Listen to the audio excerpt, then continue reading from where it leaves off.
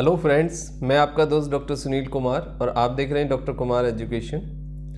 Health education series में life style पे हमने वीडियो बनाए। आज उसी सीरीज़ में हम एक बहुत ही इम्पॉर्टेंट और डे बाई डे बढ़ने वाली जो प्रॉब्लम है उसके बारे में बात करेंगे। डिप्रेशन पेशेंट का क्या स्ट्रगल रहता है और डिप्रेशन पेशेंट के ऐसे कौन से स्ट्रगल हैं। तीन बहुत इम्पॉर्टेंट स्ट्रगल हैं कि जो उसकी लाइफ को बहुत ही ज़्यादा डिस्ट्रॉय करते हैं और उसकी लाइफ में कोई क्लैरिटी और कोई डायरेक्शन नहीं आने देते हैं। तो आज हम ये बात करेंगे कि डिप्रेशन के जो पेशेंट है उसका अपना क्या स्ट्रगल है, कौन सी ऐसी समस्याएं हैं, कौन सी ऐसी डिफ़िकल्टीज़ हैं कि जिसके कारण वो पेशेंट को डायरेक्शन नहीं मिल पाती है, इलाज नहीं मिल पाता है और वो ठीक नहीं हो पाता है। तो डिप्रेशन के पेशेंट के बारे में यदि हम देखें तो सबसे पहली बात जो है वो अपने आप से शुरू होती है, यानी पेशेंट के लेवल पे एक प्रॉब्लम शुरू होती है फर्स्ट लेवल पे।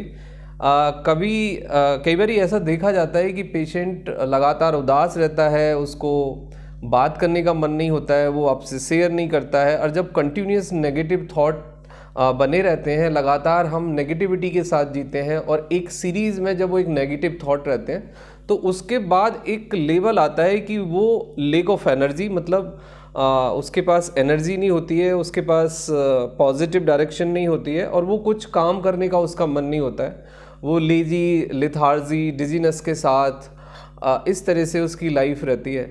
अब उसको खुद एक्सेप्ट करने में बड़ी प्रॉब्लम होती है कि उसको डिप्रेशन हो गया है, क्योंकि वो सिम्टम्स को समझने के बाद, जानने के बावजूद भी एक डिनायल में रहता है अपने लेवल पे और वो उस डिप्रेशन को नहीं मानता कि उसको डिप्रेशन है या उसको कुछ इस तरह की प्रॉब्लम है, कोई साइकेट्रिक इलनेस है या उसके बिहेवियर में कुछ चेंज आया है और उसे किसी डॉक्टर की ज़रूरत है।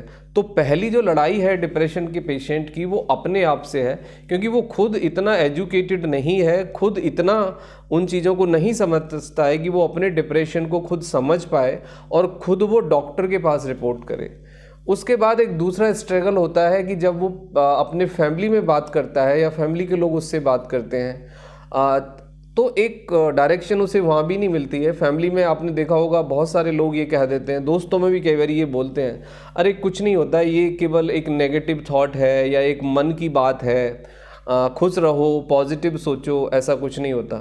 ये बिल्कुल वैसे ही है जैसे एक फीवर वाले पेशेंट को आप ये बोलते हैं कि अरे कोई बात नहीं, आप बॉडी का टेम्परेचर कम रखिए, बुखार कुछ नहीं होता है, बस टेम्परेचर है आपको और आपने यदि टेम्परेचर कम रखा है तो आप ठीक हो जाएंगे और ठीक है, ऐसा कुछ नहीं होता। सो जो सिम्टम्स हैं, दुखी रहना या नेगेटिव सोचना, ये सिम्टम्स हैं। इसका ये एक इंडिकेशन है, ये एक संकेत है कि पेशेंट की थिंकिंग में, पेशेंट के साथ कुछ प्रॉब्लम है और उन सिम्टम्स को ही आधार मान के हमें आगे बढ़ना होगा। यानी हमें अपने व्यवहार में जो बदलाव है, जो सिम्टम्स हैं, उनको ही बेस मानना होगा।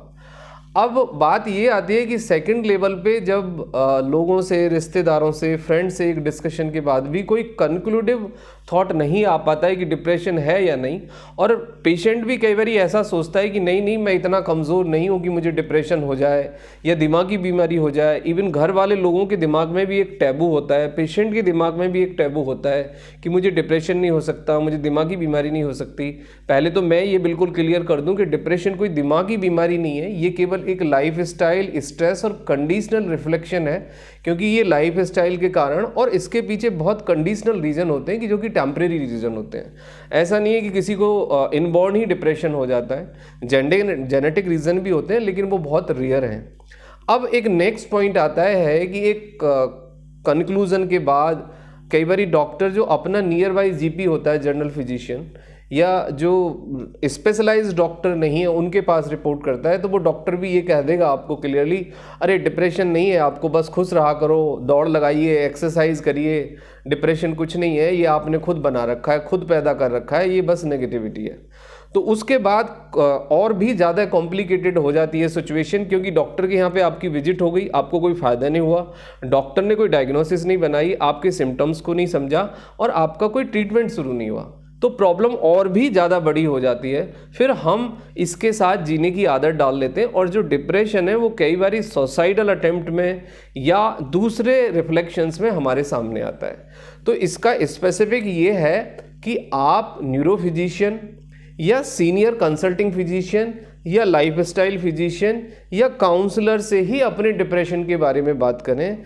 जर्नल प्रैक्टिशनर या जो डॉक्टर इसको समझने के लिए स्पेशलाइज्ड नहीं है, जिन्होंने स्पेशलाइज्ड ट्रेनिंग नहीं ली है, जिन्हें स्पेशलाइज्ड एक्सपीरियंस नहीं है डिप्रेशन के पेशेंट को देखने का, उनके क्लिनिक में विजिट करके आपको केवल नुकसान होगा।